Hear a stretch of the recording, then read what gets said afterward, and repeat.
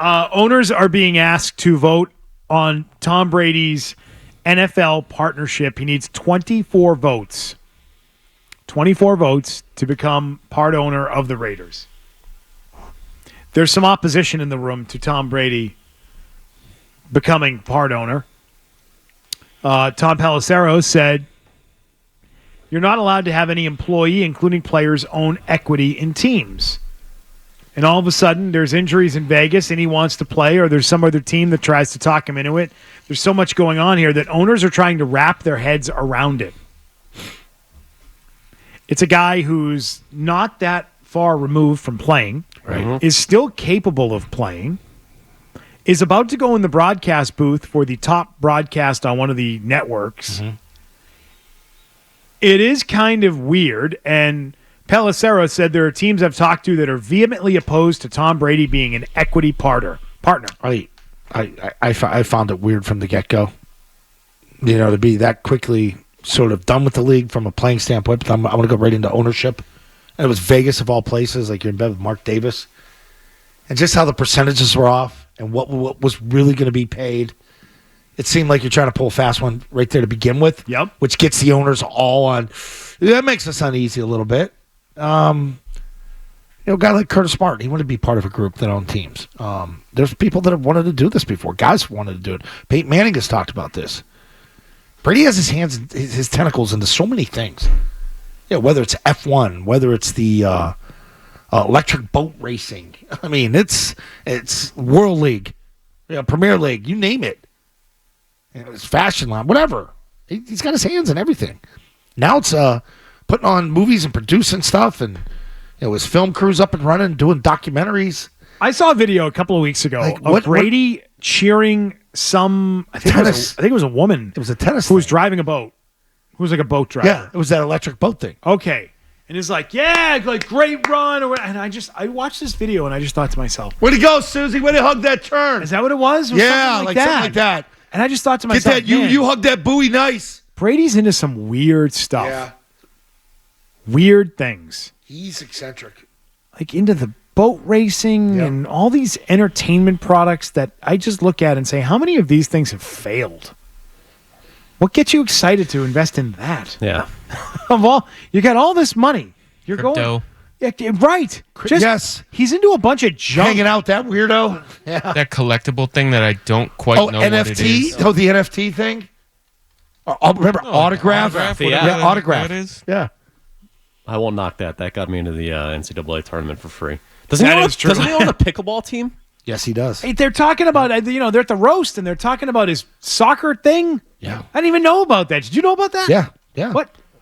What's the purpose in that? Yeah, I think it's part of the whole thing with the Glazers and playing for Tampa. Now that gives you another avenue over there that he takes advantage of, and he sees the potential. Anytime you get in front of him, he just buys up all these little pieces of things. Wants to buy up a piece of the WNBA team. Yeah. Right? Which he did. Buys a piece of a soccer team.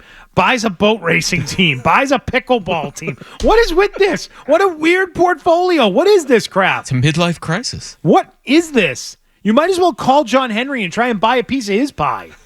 What are you doing? That's what it reminds me of. Like LeBron had a better idea about this than Brady did. Right. LeBron's like, I'll buy into the group of guys that own MLB, NHL, Premier League team, NASCAR, like big-time established products that are proven winners. Yeah, and it's like getting down there, and you get to Florida, and then you start meeting with Jeter, and you get picking your brain. What does that even mean? I don't even know. Yeah, I bought a dodgeball team. It's the fact that he's going in the booth. That's the most puzzling thing to me. Like, how is that going to work? So that's what the problem is for owners. They're saying that they don't want to allow someone into a production meeting with their head coach and their franchise quarterbacks when it's a guy who owns the piece of another team. And they're also thinking, how is this guy going to be objective if he has to call a game that really matters at some point that involves the team that he's part owner of? We already know he's going to call a couple Chiefs games. And I think that question becomes, how do you call other games of a rival of the Raiders? Again, I don't know that really exists right now, but in theory, 5 years down the road, the Raiders are a contender. And Brady's calling the Super Bowl, and they make it there. I'm surprised he's not breeding horses. Like his connection with the Kentucky Derby and his. I'm surprised he isn't with all the things he has money. I mean, seriously, like he was going for the Derby day. That was his thing on Derby day one. Like, I thought, this guy's going to be into horses. He's going to be in Saratoga. He's going to be like Parcells. Yeah, all that shit. That's almost. And speaking of derbies, does he own a roller derby team yet? Because he should. He owns like mini horses. Yeah. Frolf team. That would be so cool, though. He owns a polo team. Yeah. We're going to get mini horses. Yeah. Well, okay. We're not going to talk about that. What? Just where that thing's going. What thing? Just the whole mini thing. I have no idea what you're even talking That's about. some ideas. You're not going to talk about it. You're wrestling? not going to say what's Is it a in form your... of wrestling?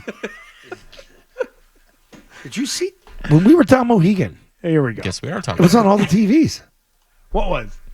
The people were wrestling. And The people. it was like octagon stuff.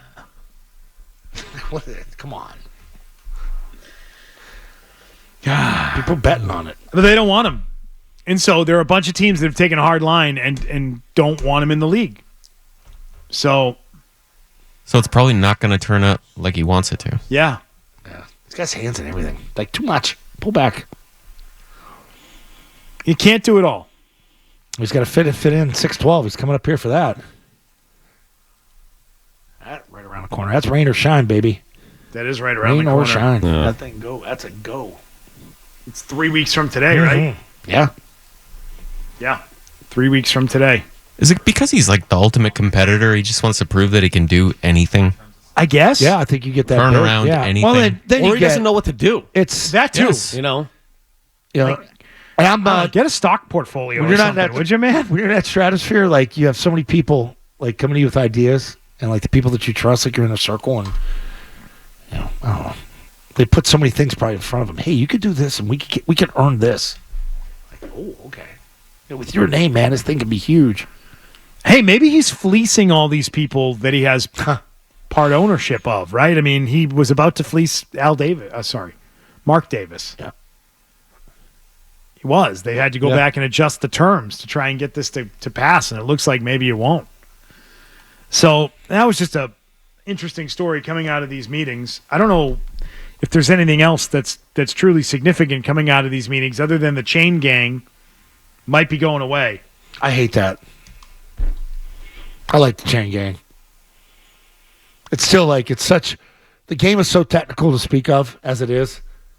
Like everything's, we could break it down from an analytical standpoint and all these statistics and that. Yet, a first down is based on two guys that roll up a 10 yards of chain link chain around. You see them come out on game day and they're wrapped around it in a circle and they're trying to untie it. One of the chains, kind of kinked up, and it's just two heavy guys with uniforms on, referee uniforms that just had a meat platter, and I love the chain gang locker room because I go in there and take sandwiches after the game. They got pickles, they got like the Sopranos platter there, a case of Gatorade, some water, and they just sit there with their chains and their down marker. So they're going to use an optical tracking system in the preseason. The chain gang so much for more now technical. is still going to be there because they're going to need a backup. Yep. And they're also going to need them to, be there, I guess, as this backup role in the beginning.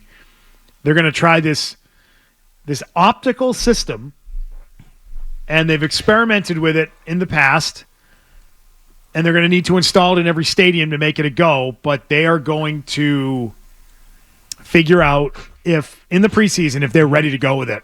And they might use it right away. They might shelve it for a year and start it next year. Think about it. This is not changed in my 50 years of football. Like whether it was, youth football going to high school, college to pro, multi-billion-dollar industry. We're talking about Tom Brady owning teams and how much teams are worth and where the draft's going. I feel like there's... And the 10 yards is predicated on two sticks with a 10-yard chain in between it. They never even developed a retractable, like a dog leash. You know what I don't love about it, though? How does the optical system know when the knee is down or the elbow is down, right? Like if a guy falls and he's outstretching with the ball, but he was down 2 yards behind where the ball ends up, how does the system know? Right. There's got to be that's been my question about this the entire time. So that's it's marked. It's marked by the foot, by the heel of the side judge. So there's got to be some indicator or some chip in the back heel, right in the middle. And And that's going to be indicators where we're marking it down, and that's when it Is registers. that what you suspect, That's or what I you would know? no, I would suspect okay, that. you suspect that. Because that's the only way you can do it. You can't do I that guess. you can't do that from upstairs. Here's the thing: there still needs to be a judgment in there. That's what I don't Yeah. love about this idea. Or maybe and it's doing away with judgment calls. Period. Like there are no more. We can't have any judgment calls. Has this been a major problem for the sport? No. Spotting the football? No. It feels like they're looking for a solution to a problem that doesn't really exist. This is Belichick's bitch. Like, you're going to go all the way to fix this, but yet we still can't find a way to get all the cams inside the pylons and get the right angles and decide if it's a touchdown or not, or if you're out of bounds. And also, this is what I say about baseball, too. Complaining about officials is part of the fun of being a fan. It's part of the experience. It's just part of the fabric of being mad about a strike that you thought was a ball, or vice versa, or a bad spot on a potential first down. Knowing these guys' names that we probably shouldn't know. Right. There's something about it that just adds to the fun of being a fan. And there's something, too, about, like, tapping the head ref, blowing it dead. Yeah. Measurement. Bringing out the and the guy Sterator with the card. Like we're not going to have that. Yeah, we're not going to have that moment anymore where the camera's zoomed in on the stick and we're all in the stadium and it's there and the crowd goes nuts. I mean, what are we doing? Why don't we want that to still be part of the game? Hey, if you like that clip, check out more videos from Zolak and Bertrand right here. For more Patriots analysis and opinion, hit this playlist. And for all the latest from the Sports Hub, download the app at 985thesportshub.com.